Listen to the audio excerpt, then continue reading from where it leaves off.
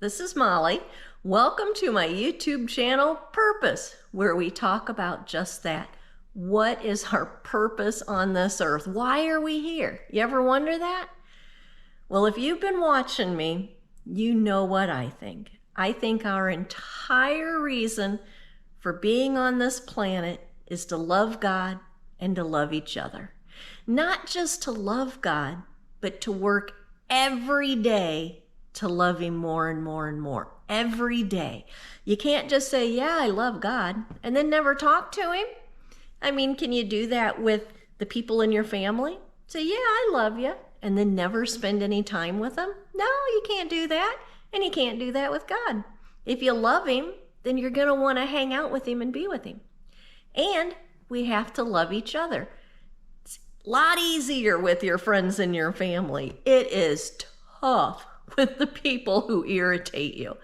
It's so hard, and that's why God left us the Bible, so that we can figure out, how are we supposed to do this, God? How are we supposed to spend time with you and to show you that we love you? And how are we supposed to love people that we don't even really like?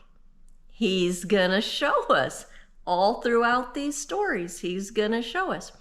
So we left off in Genesis chapter 5. We are moving right along, aren't we? At like a turtle pace. But that's okay, because we want to just dive right in and go really deep. So we finished up with Adam and Eve and their boys, Cain and Abel. And we're going to see what's going on in the world. So in chapter 5, it's like a genealogy. I think everything in the Bible's important, even if we don't get it. Even if we think it's a little bit boring, because genealogy can be a little bit boring. So it's telling us the generations of Adam. So who came from Adam? And Adam had a son named Seth. We know that. And Adam lived 930 years. 930 years. That's a long time to be on earth. And then his son Seth lived 912 years. That's a long time. Seth had a boy named Enosh, and Enosh lived 905 years. There's some longevity in Adam's line. Enosh had a son named Kenan, who lived 910 years. Kenan had a son named Mahalalel. There's some hard names in the Bible. He lived 890 years, not quite as long. He had a son named Jared, who lived 962 years, long time. He had a son named Enoch, who only lived 365 years. And he had a son named Methuselah, who lived 969 years.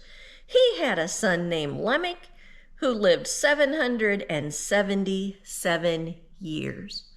Which takes us right up to a fella named Noah, who's kind of a sailor. He made his own boat. We're going to talk about Noah next time. So a lot of times we just skip right over these genealogies because, what are we going to do with them? People lived a long time back then. Okay, what's that supposed to mean? Well, I don't think the big deal is about how long they lived. I don't think that's the point, that they were living 900 years, 800 years, even 300 years. I don't think that's the point. I think the point of it all is that they were dying. They started to die. God didn't intend for anybody to die, but now they are dying. And they lived a long, long time, but next time we talk, we're going to find out God's going to shrink that down. And He says, they're only going to live about 120 years, which is still a long time. And some people lived, 300-400 years. Abraham lived a long time. But God's going to start shrinking down that time. Why? Because He knows the longer we're here on this earth, the more and more and more we're going to get away from Him. We're going to quit thinking about Him. We're going to get all wrapped up in our own lives. And we're going to forget about God. Why? That leads me to the next point of this genealogy. This genealogy is kind of showing us how we're all related to Adam.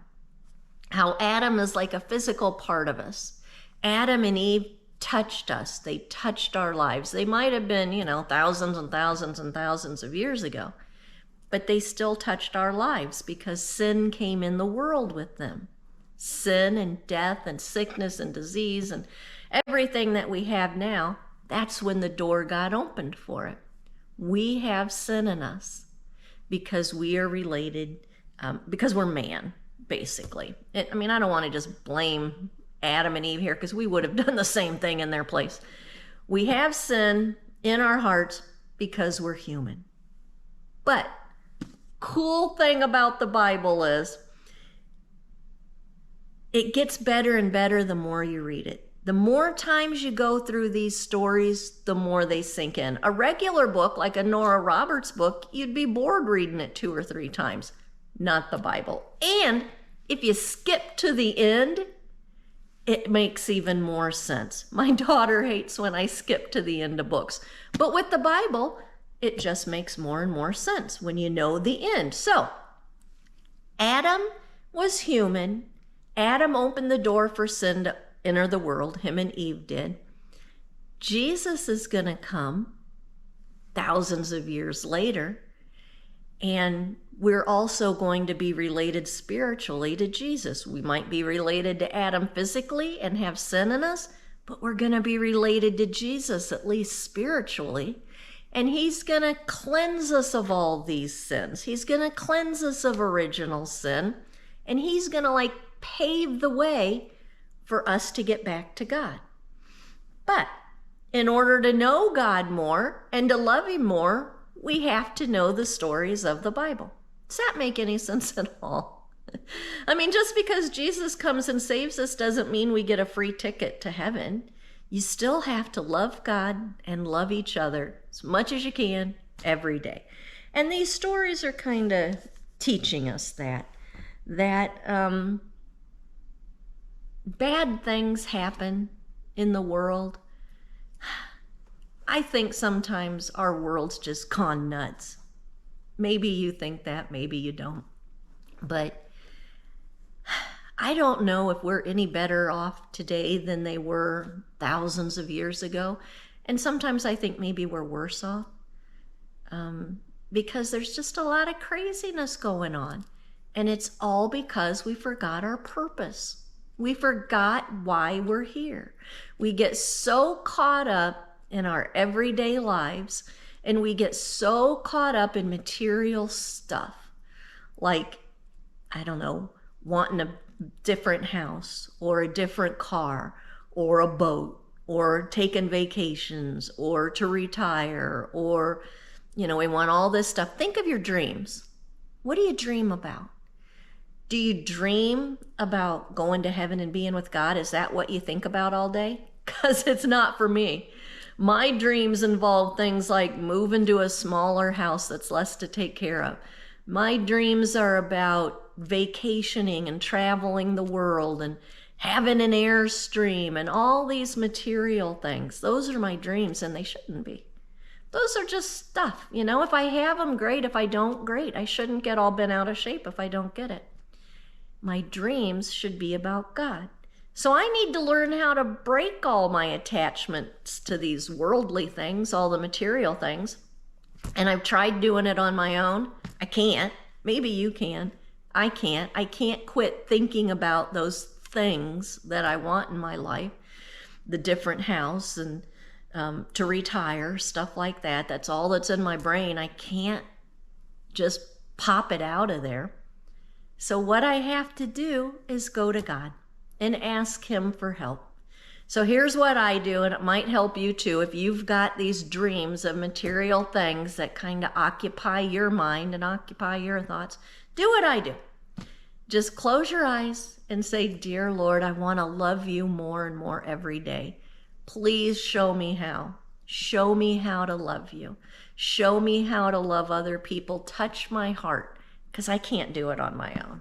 I'm pretty weak, and I'm pretty selfish, and I can be pretty greedy and lazy and everything else. So show me how to do it. Touch my heart, Lord, because I can't figure it out on my own." And the cool thing is he will.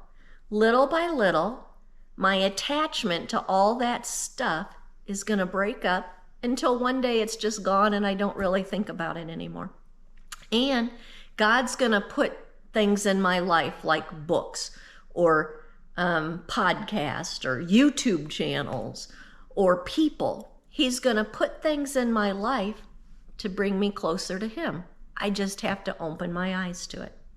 And then to love other people, maybe I can show them some podcast or tell them about books or, excuse me, share some YouTube videos with them so that they can get closer to God. Because that's our whole purpose on this earth. We're here to love God and love each other. So this was kind of a shorty today, nothing big, nothing earth-shattering. Just we're related to Adam, so we've got sin in us, but we're also related to Jesus. So we can know how to love God and each other and get to heaven, to know that's our purpose on earth. Tomorrow we're going to talk about that Noah, that little sailor, and the boat that he built. I hope you have the best day today, everybody. Bye-bye.